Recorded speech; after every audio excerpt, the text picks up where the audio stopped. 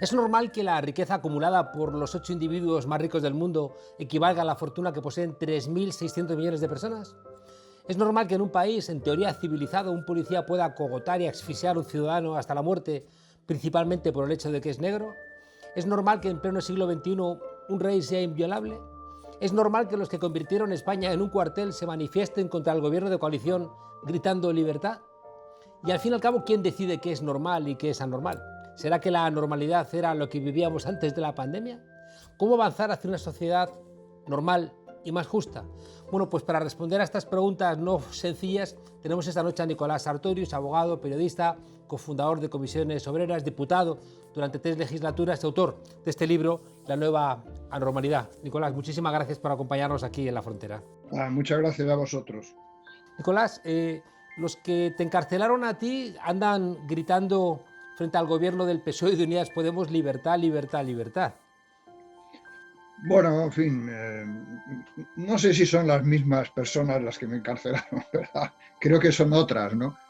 Porque las que a mí me encarcelaron me da la impresión de que no quedan mucho. Pasaron a mejor vida. Pasaron, sí, la mayoría mejor vida y políticamente pues estamos en otra situación. ¿Sigue siendo España diferente? Bueno, España no es diferente en algunos aspectos y en otros es diferente, como todos los países, claro, pero bueno, yo creo que no es diferente porque tenemos una democracia y una cuestión homologada a los países europeos, perfectamente equiparable y en algunos aspectos más avanzada que la mayoría de las constituciones europeas, en otras no tanto, pero en cambio es diferente en lo que yo en el libro, si te has fijado, llamo las 4 mutaciones, ¿no? Es decir, los 4 mutaciones, pues no es ninguna referencia a eso que les gusta hacer a los chinos, de las 5 modernizaciones y cosas así, ¿no? Las 4 mutaciones son que hicimos 3, que eran la democracia, el estado de bienestar, mejorable, y el ingreso en Europa. Fueron 3 cambios fundamentales en la historia de nuestro país, ¿no? Pero no hicimos la cuarta, y la cuarta es la que tenemos que hacer ahora, en mi opinión, que es crear un modelo económico productivo moderno, realmente moderno. Y en eso España está atrasado. Es decir, si algo ha fracasado o lo ha hecho mucho peor en España en estos años, ha sido el capitalismo español. Es decir, en el fondo la política ha hecho sus deberes, ha traído la democracia, ha creado el estado de bienestar, estamos en Europa. Pero el modelo productivo español es bastante deficiente. La prueba es que tenemos más paro que los demás, tenemos más economía sumergida que los demás, tenemos menos presión fiscal que los demás, un estado de bienestar más flojo que los demás. Por lo tanto, esas son las cuestiones que a mí me parecen las más importantes y que nos diferencian de los países avanzados de Europa. Evidentemente no nos diferencian de Rumanía o de Bulgaria o de Grecia, pero sí nos diferencian de Francia, de los países nórdicos, en fin, de los países avanzados. De lo que se llama la Europa de los 15, que es con la cual podemos compararnos. Comparar. Y es verdad que cifras de paro juvenil de prácticamente el 50% son inéditas en el conjunto de esta Europa de los 15, o esa vinculación, ¿no?, que tiene el empleo a la economía. Si hay auge, hay empleo, y si hay un poquito de crisis, es otra vez la debacle, la catástrofe. Claro, eso es lo que yo explico en el libro. Es decir, cuando crecemos económicamente creamos mucho empleo, pero mucho empleo precario, y cuando viene una situación de crisis destrozamos empleo mucho más que nadie, ¿no? Y eso es porque nuestro sistema productivo, si se analiza en detalle, pues es un sistema productivo con micropymes, con empresas muy pequeñas, en sectores que son interesantes porque crean riqueza, pero son sectores muy endebles, ¿no? Es decir, nosotros en los últimos, desde la última crisis del año 2008, pues hemos destruido unos 700.000 empleos de la industria. Es decir, tenemos una industria flojísima, un 14% del Producto Interior Bruto, cuando Suecia tiene el 30%, Francia tiene el 24%, Italia tiene el 20%. Bueno, nosotros estamos en el 14%. Y en cambio tenemos sectores enormemente amplios, pero cuyo empleo es más precario que en las industrias, como puede ser el turismo, puede ser el pequeño comercio, puede ser el ladrillo. Es decir, son sectores con una enorme cantidad de empleo, pero que cuando llegan las crisis se pierde.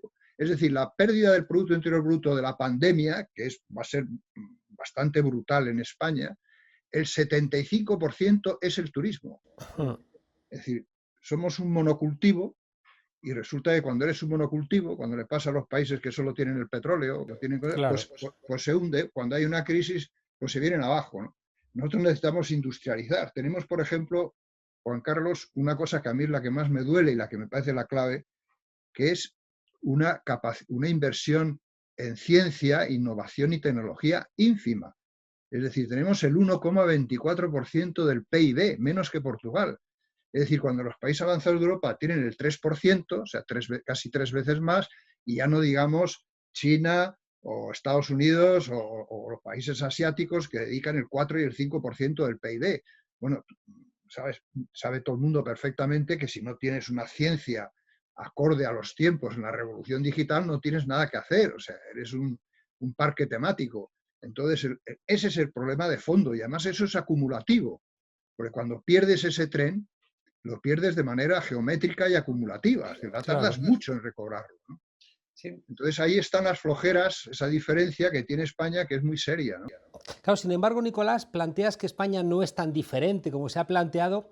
Sin embargo, leyendo tu libro, uno percibe que hay algunos elementos que arrastramos. Uno de ellos es este sistema productivo, que a veces uno lee a Joaquín Costa, Oligarquía y Caciquismo, y parece que está escrito ayer, ¿no? Pero también tú haces un análisis de algunos elementos donde España arrastra diferencias. Y tú analizas, por ejemplo, la educación como uno de esos elementos donde no hemos terminado de levantar cabeza y que tiene mucho que ver con lo que pasa en la ciencia y con el que inventen ellos, que decía Unamuno.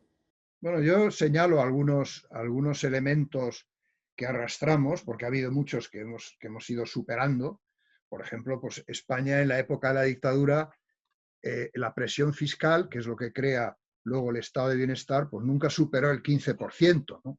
Hoy estamos en un 35,5% y hemos llegado a estar en un 40-41%, o sea, parecido a lo que hay en Europa. Eso es lo que genera el estado de bienestar, la educación gratuita, la sanidad, etcétera, ¿no?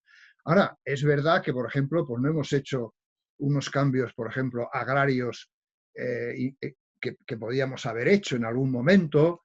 Tenemos todavía yo creo que tenemos algunas deficiencias en nuestro sistema territorial. Yo soy muy partidario de ir hacia una cierta federalización del sistema territorial español. Tenemos un Senado pues, que no funciona, que no sirve. Tenemos algunas cuestiones que tenemos que arreglar. El sistema educativo, pues hombre, no es el peor de Europa, pero tampoco es de los mejores. Es decir, en los informes PISA, por ejemplo, pues en algunas materias no salimos muy bien, ¿no? Es decir, que un país haya hecho 8 reformas educativas en los últimos periodos, pues no es normal. Es decir, porque cada vez que gobierna uno, ahora hay una nueva ley educativa, pues me temo que el día que llegue la derecha a gobernar se la cepillará y pondrá otro. Entonces estamos cambiando el sistema y eso no es bueno para el sistema educativo español. Claro, pero Nicolás, ahí en el sistema educativo, y tú también lo señalas en diferentes partes del libro, ahí hay como dos lastres. Uno tiene que ver la Iglesia como presionando, ¿no?, para entrar en determinados ámbitos de nuestra vida civil, y después la privatización de la educación, que también que es una cosa que no se ha solventado durante la democracia, sino que al revés incluso se ha agravado. Bueno, eso es verdad, eso es verdad. Yo apunto al origen de este fenómeno, que es la famosa desamortización, ¿no? Es decir, hay un pacto del Estado español con la Iglesia que yo explico y que se puede resumir diciendo, bueno, yo acepto que los bienes de la Iglesia pasen a manos privadas, ¿no?, que fue todo el proceso de desamortización, a cambio de que tú me des el cerebro de los españoles, ¿no? Y por lo tanto, la educación, Las mentes la vivas. democracia, ha estado en manos de la Iglesia. O sea, no solo la educación privada, también la educación pública. Es decir, durante los 40 años de dictadura, por supuesto, pero también antes. Por lo tanto, ya fue un avance en la democracia de que por lo menos una parte mayoritaria de la educación pasara a manos públicas. Ahora, ha habido un sector que se llama la educación concertada, que en el fondo es una educación privada financiada por todos los contribuyentes, que está en manos privadas de una manera excesiva. Por ejemplo, en el caso de la Comunidad de Madrid, creo que llega hasta el 40%, ¿no? Entonces, y en otros territorios Entonces, pero también en Cataluña es muy alta la concertada, en el País Vasco, curiosamente. Es decir, que las zonas más ricas tienen una educación concertada, privada, pero con financiación de todos los contribuyentes, y en cambio las zonas, los territorios de España más pobres, lo público. Es decir, es excesivo, y a mí me parece bien que ahora en esta ley se intente reequilibrar esa situación a favor de lo público. Yo soy un gran partidario de lo público, soy un gran partidario de que lo que funciona y lo que ha funcionado en muchos aspectos ha sido lo público. La prueba es que yo, irónicamente, si te has fijado, dedico un capítulo a decir viva el Estado, ¿no? Sí, claro, ahora hablamos de eso. No, claro, porque es que sabes muy bien que durante, no sé, 40 años llevan denostando al Estado, que el Estado es corrupto, el Estado es ineficiente, lo privado es lo mejor, bueno, todo lo que fue la revolución de Thatcher, Reagan y compañía, el neoliberalismo imperante en el capitalismo. Bueno, y resulta que ahora, cuando ha llegado la pandemia, todo el mundo dice, bueno, que el Estado le tiene que ayudar, ¿no? Y ahora todo el mundo está diciendo que el Estado me ayude, pero todo. O sea, se han convertido todos en socialistas. Es curioso que los mismos de la patronal que llaman al ingreso mínimo vital paguita, luego reclaman ellos ayudas para solventar el cierre de empresas y demás. Evidentemente, claro, evidentemente. Es decir, hoy ya todo es el Estado. Yo creo que hubo un partido, que no me acuerdo cuál es, pero en fin, en todo caso, es lo de menos, que dijo que el Estado tenía que hacerse cargo de los salarios de todos los trabajadores del país. Bueno, yo estaba por decirle, oiga, pero si usted es de extrema derecha, ¿cómo ahora se ha convertido usted al comunismo primitivo? Quiere decir, entonces, es decir, que es un contrasentido y un cinismo tremendo el que existe en ese sentido, ¿no? Porque ahora el Estado, claro, es necesario, ¿no? Claro. Déjame dar un salto, Nicolás. El capitalismo del siglo XXI no se le ve.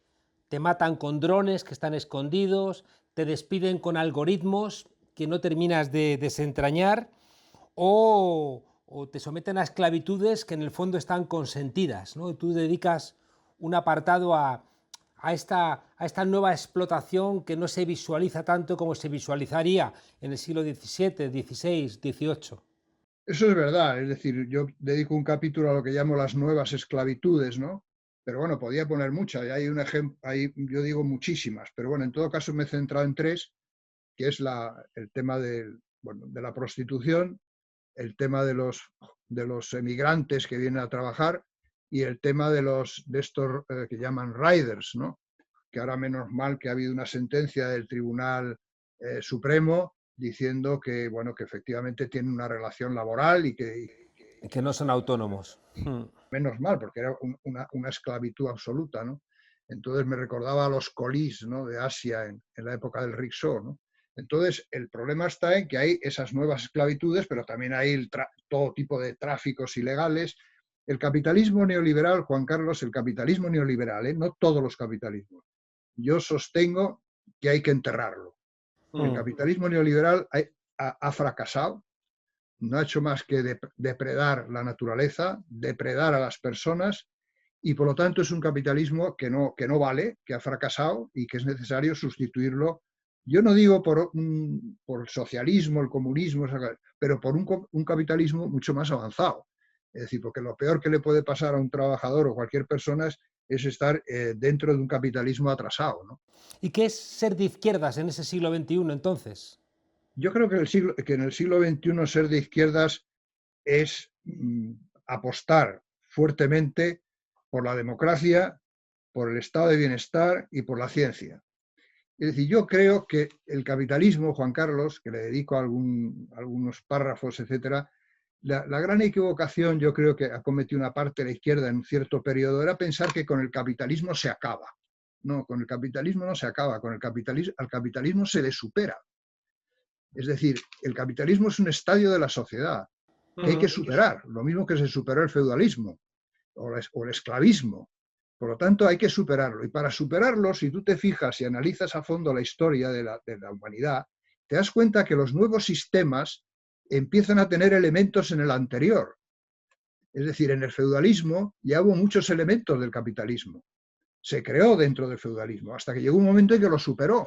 Es muy dialéctico eso, ¿no? Claro, Claro, es un proceso muy dialéctico en el sentido de que tú no, un día no dices, bueno, voy a acabar con el capitalismo, ¿no? Pero es que eso no es así. La prueba es que en los sitios donde se ha intentado no han creado ninguna sociedad mejor que el capitalismo, para nada. Es decir, lo que han hecho es la pobreza. Es decir, lo que hay que hacer es superar el capitalismo. Para superar el capitalismo, ya dentro del capitalismo actual, hombre, hay elementos que van en contra de la lógica de él. Por ejemplo, cuando el 50% de la riqueza de un país está en manos del Estado, ¿no? A través de los impuestos, hombre, eso no es lógica capitalista, porque eso es, ¿me entiende lo que quiero decir? Es decir, claro, cuando hay países que controlan el 50% de la riqueza y la distribuyen en educación, sanidad, servicios, etcétera, eso no es la lógica del capitalismo. La lógica del capitalismo es el liberalismo total. Por eso yo creo que hay una cosa que yo digo y sostengo, y es que el Estado español en la Constitución no se define como Estado liberal, ¿eh? Se define como Estado social. Porque el Estado social es un salto con respecto al Estado liberal del siglo XIX, que solamente tenía dinero para 4 cosas, que era el ejército, la policía, los jueces, lo que llamaba Marx la represión sobre las personas, pero no la administración de las cosas. Y por lo tanto, ahora hay también administración de las cosas. Yo creo que al capitalismo hay que superarlo. No creo que sea el fin de la historia para nada, Juan Carlos, para nada. Y lo que hay que es ir introduciendo elementos de esa nueva sociedad que las nuevas tecnologías y la revolución digital lo están propiciando. ¿No es lo que tú planteas caer en aquello que se criticaba de un capitalismo con rostro humano? ¿Es posible un capitalismo con rostro humano cuando el metabolismo del capital pues es el que es? No, yo no soy partidario ni del capitalismo de rostro humano ni del capitalismo popular que hablaba la señora Thatcher, ¿no? No, yo lo que creo es que no todos los capitalismos son iguales, lo mismo que no todos los feudalismos fueron iguales. Es decir, yo no creo que el capitalismo del norte de Europa, donde el 50% de la riqueza que se genera todos los años está en manos del Estado, sea lo mismo que los capitalismos de África, Asia, América Latina, Estados Unidos, en donde digamos, el Estado tiene una debilidad enorme porque no tienen el estado de bienestar, por lo tanto no tienen capacidad para dar servicios avanzados a la población. Yo creo que ese capitalismo tiene ya elementos que apuntan hacia una sociedad diferente, elementos que están empezando. Es decir, porque ahora, si tú tienes un Estado en donde a través de una presión fiscal que yo planteo, por ejemplo, que en España habría que llegar por lo menos al 40% en esta legislatura, pues resulta que tienes una capacidad para dar servicios que son servicios sociales, son servicios generales y universales. Eso no es el capitalismo. No, yo del capitalismo de rostro humano, no, yo lo que creo es que al capitalismo hay que forzarle a dar cosas que no le gusta dar. En algún momento planteas, recuperando a Berlinguer, una cierta idea de la izquierda vinculada a la austeridad, a la sobriedad, ¿no? No esa austeridad que impuso la Unión Europea, sino a un cierto concepto frugal de la vida. Bueno, claro, yo creo que la austeridad tiene dos concepciones muy diferentes, lo mismo que el colesterol, ¿no? El colesterol bueno y el colesterol malo. Bueno, pues yo digo que lo mismo que hay un colesterol bueno y uno malo, hay una austeridad buena y una austeridad mala.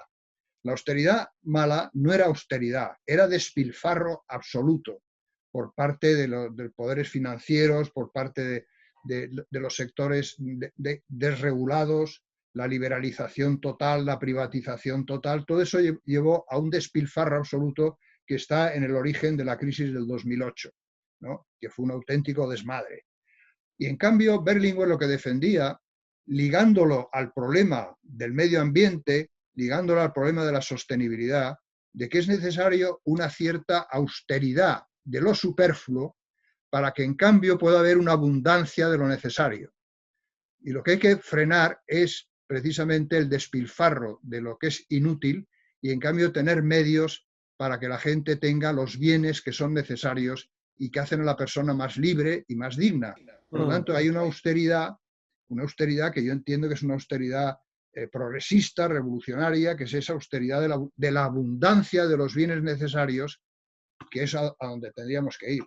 Claro, en esos términos uno podría entender un capitalismo sin guerras, si fuera frugal. Lo que pasa es que el capitalismo, por su propia definición, no es frugal, ¿no? Y no, a mí no me resulta sencillo pensar en un capitalismo que no termine, ¿no?, por desembocar en una guerra de todos contra todos, incluso guerras, ¿no?, mundiales, como una forma necesaria de desembocar en esa lógica de la búsqueda del beneficio.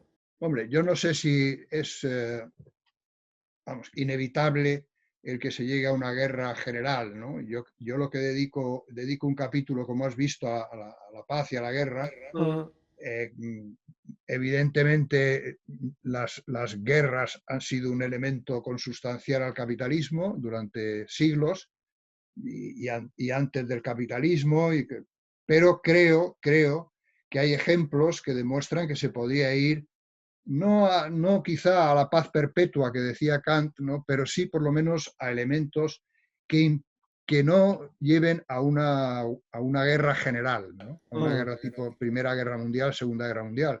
Yo pongo el ejemplo de la Unión Europea, que es un ejemplo importantísimo, en donde naciones que han guerreado durante siglos, que se han machacado durante siglos y que han tenido, bueno, pues en 50 años 3 grandes guerras, como fue Alemania y Francia, ¿no?, en la guerra del 70, el 14 y el 45, y sin embargo hoy es impensable que en la Unión Europea guerrearan unos países con otros, ¿no?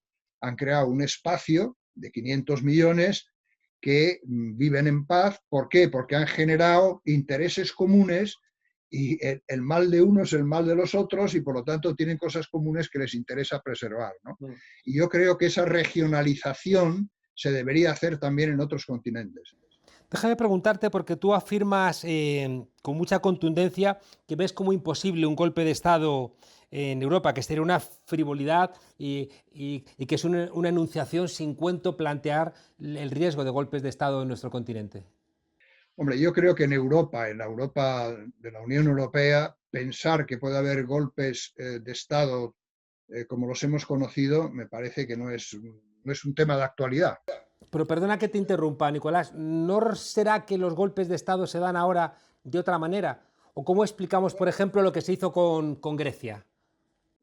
Bueno, yo no creo que en Grecia fuera un golpe de Estado realmente. Vamos, si te refieres a los coroneles, sí, pero vamos. No, no, me refiero a cuando hay una votación popular contra las políticas de austeridad y Schäuble dice aquí las elecciones no cambian nada, ¿no? Y les obligan a poner en marcha unas políticas de austeridad contra la voluntad popular, con un empobrecimiento radical del Bueno, país. la voluntad popular, si lo aceptas, el gobierno griego de entonces, pues aceptó lo que decía Schäuble, pero no tenía por qué haberlo hecho. Quiere decir, tú puedes perfectamente, pues, tomar tus decisiones en función de tu voluntad. Yo no creo que la Unión Europea, cuando impone condiciones, pues bueno, si las aceptas, pero no te dice que cambies tu sistema político o que no. Él te dice, oiga, si usted quiere que yo le siga dando dinero, tiene que hacer esto, pero claro, es evidente que el dinero no se da así gratis para que tú hagas lo que quieras, ¿no? Ahora, yo creo que golpes de Estado, en el sentido que hablamos en general de este término, yo creo que en la Unión Europea es bastante impensable. O sea, nada es imposible. Yo he sostenido siempre que la democracia hay que defenderla siempre, que siempre puede ser, sí le pueden dar la vuelta, etcétera, sobre todo con crisis. Bueno, por ejemplo, el populismo de derechas en Alemania, en Francia, con la señora Le Pen, en Salvini, todos estos movimientos que hay en Europa, claro, si ganaran las elecciones, pues podría haber situaciones muy serias, ¿no? Por lo tanto, hay que hacerles frente, pero la mejor manera de hacer frente a ese tipo de populismos es precisamente protegiendo a la gente. Es decir, protegiendo a la gente, creando eso que se ha llamado el escudo social. Pues bien, el escudo social, el avance social, porque eso es la mejor medicina contra ese tipo de populismos o de intentos de golpe. Estaba pensando en todo lo que ahora llamamos el lawfare, ¿no?, que de repente le saca casi 30 puntos de distancia Lula a Bolsonaro y lo meten en la cárcel, sin pruebas, ¿no? En España, Nicolás, la dimisión, recuerda, de Pérez de los Cobos intentó buscar una crisis en el gobierno de coalición, ¿no?, igual que los intentos, ¿no?, de encarcelar al delegado del gobierno o a la ministra de Igualdad. Es decir, que a veces las togas, ¿no?, pueden, junto con los medios de comunicación, conseguir el mismo resultado, que es expulsar de los gobiernos a los que han ganado las elecciones. No son golpes como el del 73 de Pinochet contra Allende, pero tiene el mismo resultado, expulsan de los gobiernos a los que han ganado las elecciones. Bueno, eso por lo menos en el caso de España y de Europa, en mi opinión, no ha sucedido. No sé si en otros países pueden darse situaciones de esas porque son democracias muy demediadas y muy flojas, pero en el caso europeo y en el caso español, que yo sepa, no ha habido ningún gobierno que le hayan desplazado por maniobras de unos o de otros. Es decir, no veo ese riesgo aquí. Siempre hay que estar atento a ese tipo de cosas, siempre hay que estar atento a lo que podríamos llamar las cloacas del Estado, siempre hay que estar atento a maniobras que pueden existir, pero yo no creo que en nuestra democracia y en las democracias europeas esto se pueda dar. Aquí hemos tenido, Nicolás, una policía política financiada por el Partido Popular para inventarse pruebas contra la oposición Sí, política. pero no ha conseguido nada. O sea, bueno, hay intentos,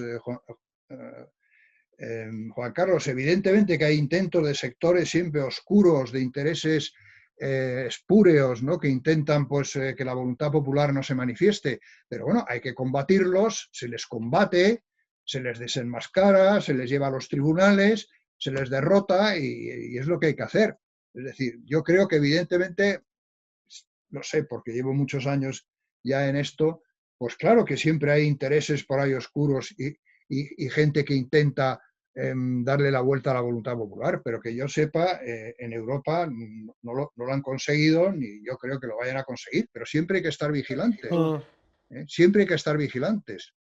Y además hay una cosa, Juan Carlos, que a mí me preocupa mucho, y es que hay quien cree que porque las cosas van a ir que van mal, y hay mucha injusticia, mucha desigualdad, que eso es, digamos, algo que beneficia a la izquierda. Para nada, para nada. Histórico Pues eso. eso sí. Un error total. Por lo tanto, cuanto mejor, mejor, y cuanto Claro. peor, peor.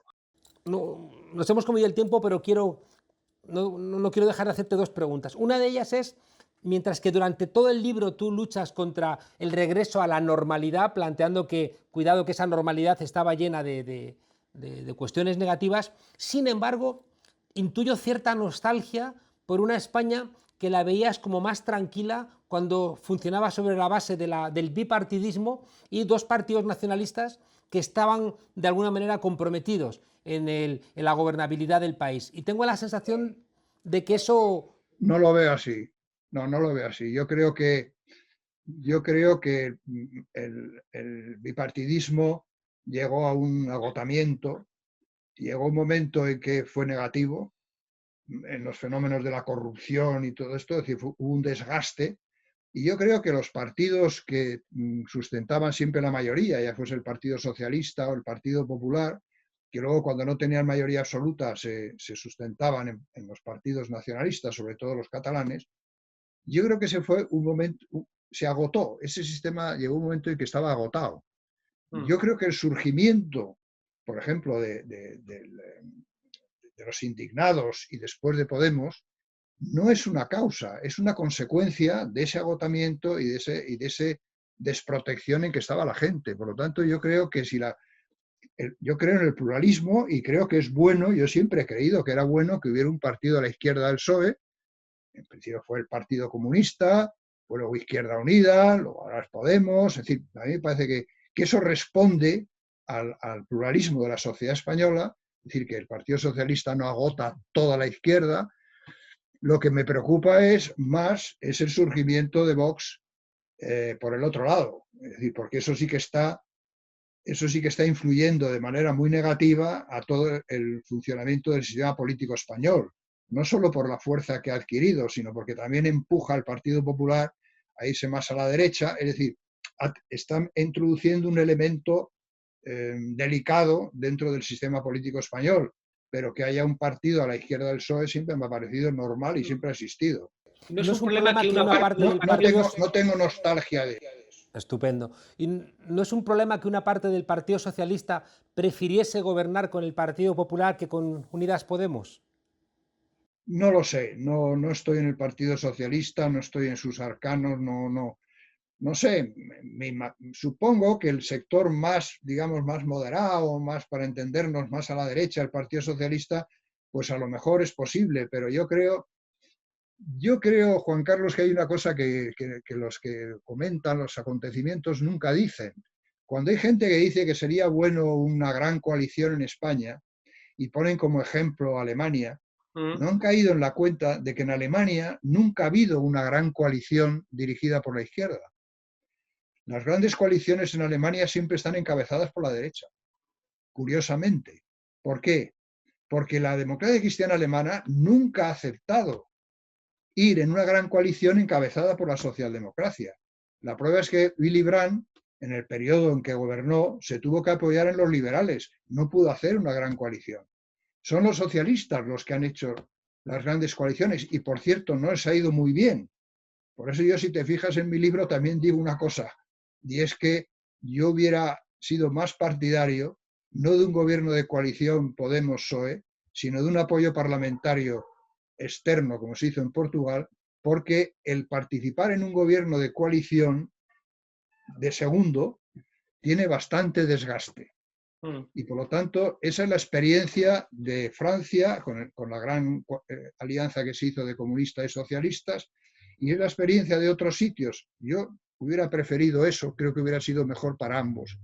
Pero bueno, en todo caso ya veremos lo que dice el futuro, ¿no? Y una última pregunta, Nicolás, para despedirnos. Tú siempre has sido un firme defensor de Maastricht. En aquel momento confrontaste, ¿no?, con las críticas que hacía Julián Guita. Sin embargo, esta decisión que tú defiendes durante todo el libro, ¿no?, de la mutualización de las deudas y demás, no es una negación de las políticas neoliberales de la Unión Europea que puso en marcha precisamente Maastricht. Yo creo que es al contrario. Es decir, yo creo que lo que ha demostrado el tiempo, sobre todo la experiencia última, es que ¿qué hubiera sido de este país, Juan Carlos, sin el euro? ¿Qué hubiera pasado? Hubiera sido una catástrofe bíblica. Es decir, si nosotros hubiéramos estado fuera del euro. Es decir, las políticas de mutualización de la deuda son imposibles sin el euro. O sea, lo que tú mutualizas es el euro. Claro, si no hubiera existido el euro, hubiera sido imposible mutualizar deudas, porque cada uno hubiera tenido monedas diferentes, ¿no? Por lo tanto, yo lo que creo, por eso lo digo con mucho énfasis, no menciono a ninguna persona porque nunca quiero ofender personalmente a nadie, pero digo que era un error gravísimo que España se hubiera quedado fuera del euro, hubiera sido una catástrofe, porque nosotros no somos Noruega, ni somos Albania, ni somos Kosovo. No somos un país que no podía de ninguna manera quedarse fuera del euro. Y gracias a que estamos dentro del euro, bueno, España ha avanzado mucho durante todos estos años y sobre todo hemos llegado a un punto que tú has señalado, que para mí es un salto importantísimo, y es que por primera vez en una crisis económica mutualizamos una parte de la deuda importantísima, que son los famosos 140.000 millones, bueno, la mitad, que van a venir a España de Europa, sin los cuales nos iríamos al hoyo. O sea, no tendríamos salida de ningún tipo. Por lo tanto, yo tengo esa sensación de que fue un acierto defender por encima de todo de que España estuviera en el euro, porque si nos quedamos fuera, imagínate tú, amigo Juan Carlos, si tuviéramos la peseta en este momento. Yo creo que no cuestionábamos. Yo nunca he cuestionado, incluso escribí un libro, yo nunca he cuestionado que España tenía que entrar en el euro, pero sí que pensé que los pactos de estabilidad, los criterios de entrada en el euro, le prestaban atención a variables monetarias y les daba igual, por ejemplo, el desempleo, y por tanto estaban muy marcados por la presión alemana. Claro, Juan Carlos, eso es verdad, pero eso no dependía del euro. Eso dependía de la relación de fuerzas que había en Europa. Es que muchas veces nos olvidamos que en Europa no gobierna mayoritariamente la izquierda, y que cuando gobernó mayoritariamente la izquierda, cuando hubo partidos socialdemócratas, porque estaba Brandt en Alemania, Felipe González en España, estaba Mitterrand en Francia, que fue un momento que se podían haber hecho algunas de esas cosas, no se hicieron. En fin. Es una cosa que se podía criticar a la socialdemocracia, que no hizo cosas que se podían haber hecho en aquel momento. Pero en la política neoliberal que ha hecho la Unión Europea, el austericidio, no era el euro, era que la derecha gobernaba. Nicolás Sartorius, fundador de la Fundación Alternativas, abogado, uno de los históricos de Comisiones Obreras, en su momento del Partido Comunista, y autor de este libro, La nueva anormalidad por una normalidad nueva. Muchas gracias por acompañarnos aquí en la frontera. Escuchándote yo decía, qué tiempos aquellos en donde sabíamos los que eran los nuestros en el internacionalismo. Ahora me da, y tú le dedicas un capítulo, que no está tan claro saber en el mundo quiénes son los nuestros, Nicolás. No está tan claro, pero bueno, hay que saber orientarse. Muchísimas gracias. Muchas gracias, Juan Carlos. Muchas gracias a ti. Hasta pronto. Hasta pronto.